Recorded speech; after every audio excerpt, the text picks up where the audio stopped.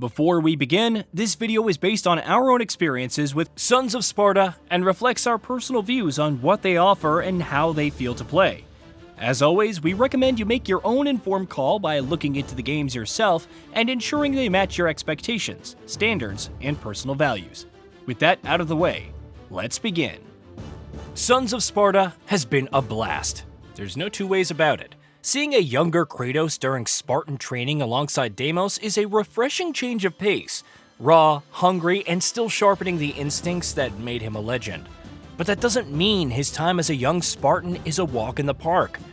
You're going to find yourself outmatched pretty quickly if you approach this new adventure with anything short of your best fighting skills. Luckily, we've been through it all and lived to tell the tale, and decided to help you start your journey armed with the knowledge, while Kratos brings his still developing yet awesome abilities to the battlefield. Let's dive right in. Train your muscle memory right. You're going to notice that attacks come with 4 different colors, and knowing what to expect when each one is displayed can help you prepare your responses without really thinking about it, looking at it like a sort of rock, paper, scissors situation, and you're golden. A red attack must be met with a dodge, allowing you to reposition and get in a few hits of your own. A blue attack must be blocked, while a yellow one can be parried to get your enemy off balance. A purple attack must be avoided at all costs. Initialize the colors and you'll find yourself reacting to your opponents just as a Spartan would, with your reflexes taking over in the heat of battle. Know your enemy drops. Like enemy attacks, the drops you can obtain from them once are tied to the type of attacks you hit them with. For instance, landing basic attacks nets you yellow orbs that refill your spirit meter, allowing you to dish out more stun damage via Spartan spirit attacks. Those attacks net green orbs that provide health. Since all of your orbs are absorbed automatically, irrespective of whether you need them or not, paying attention to your health, spirit, and magic is important to sustaining your attack potential over the course of a fight. Red orbs drop naturally upon defeating enemies, while blue ones drop from enemies that use magic attacks. Know when to back off. Remember when we said that blue attacks need to be blocked? That's a good time to reset spacing and regain your rhythm, adjusting your spacing just about enough to ensure that you can punish your opponent's recovery animations once you do. It can be easy to just back away completely out of attack range, acting on instinct instead of using the moment to try building up a stun or perhaps unleashing a devastating counterattack. A true Spartan stands their ground while using their enemy's own moves against them, after all. Know when to go in for the kill. You should be treating every yellow attack as an opportunity to show your foes exactly why they should fear you in the moment and for a long time after. Parrying is a great way to shift the momentum of a fight in your favor and keep it that way for as long as your enemy is still standing. Getting the timing down means that you're not just avoiding damage, but actively opening up your foes to stuns and powerful counterattacks, unleashing your might on them before they even realize that they've made a grave mistake coming after you. The best warriors don't just wait for opportunities, but create them on the fly. Abuse the stun mechanic. There are many ways to stun your opponents, and you should be looking to do that as much as you can if you want to come out on top of each fight. Your shield is a good place to start, allowing you to learn how to block or parry effectively while building up your opponent's stun bar. Spirit attacks are another great option, and mixing them in from time to time as you get the chance to do so is going to help.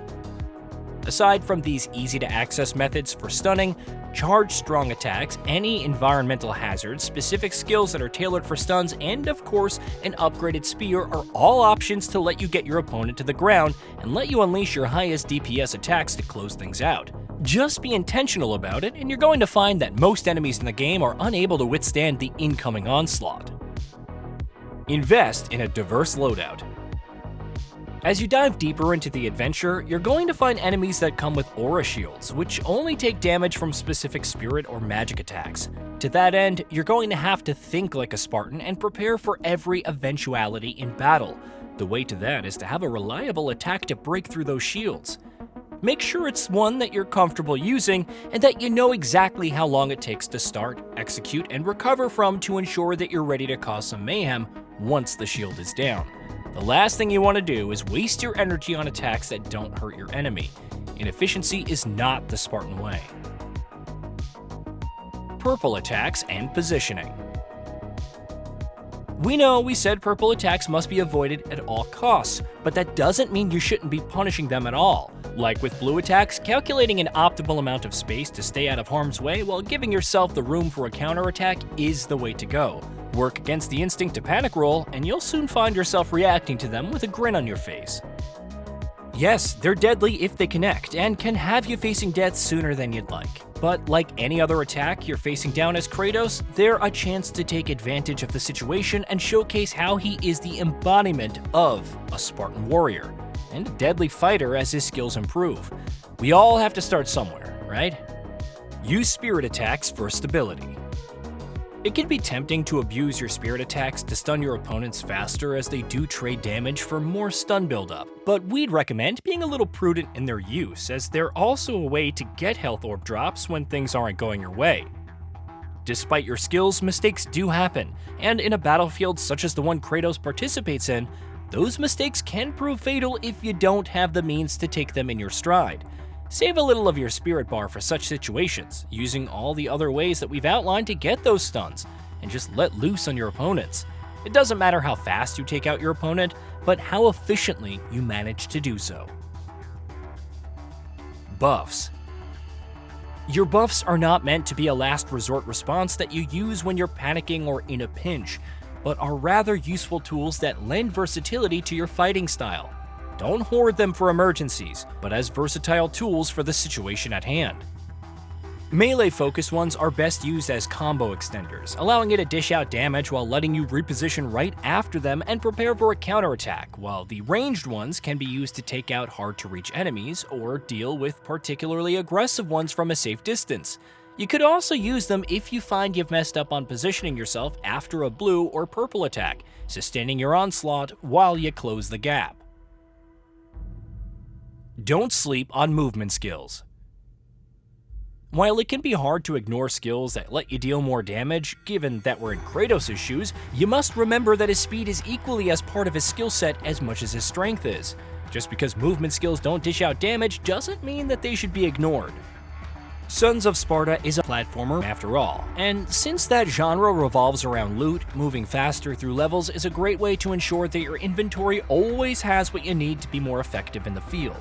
You're also going to be avoiding more damage if you can outpace your enemies too, so that's a win-win for every movement upgrade you invest in. Backtrack at the right moments. While we're on the subject of movement, backtracking as soon as you get a new tool is a reliable way to ensure you're not missing out on awesome loot for more upgrade materials from harder to reach or previously inaccessible areas that you're going to find as you keep exploring. Try to make a mental note of where you find locked gates or places blocked off by out-of-reach switches or brambles, for which the sling and fire are appropriate ways to tackle them respectively. Come back to them when you get the means to deal with the obstacle at hand, and you're going to find even more options to improve traversal, using upgrade hubs, meaning that each run is improving your power. Play to your strengths, but cover your weaknesses. All of us approach combat differently, and the true warriors know their strengths while being humble enough to admit their weaknesses. Of course, your enemies don't need to know that, and using your spear and shield attachments to cater to your specific playstyle is going to have your foes wondering about how you're able to dispatch them so easily. If they're capable of thought, that is. Since attachments have their own upgrade trees, use one to play off the strengths and the other to cover a weakness. Don't like crowds? Ensure that you're adding ways to manage them easily. Do you like to strike from a safe distance instead of getting close and personal? Try to extend the range of your spear, or add a few ranged attacks into the mix. Get your attachments and skills to work in tandem, and you're going to be a force to be reckoned with on the field. Use the battlefield to your advantage.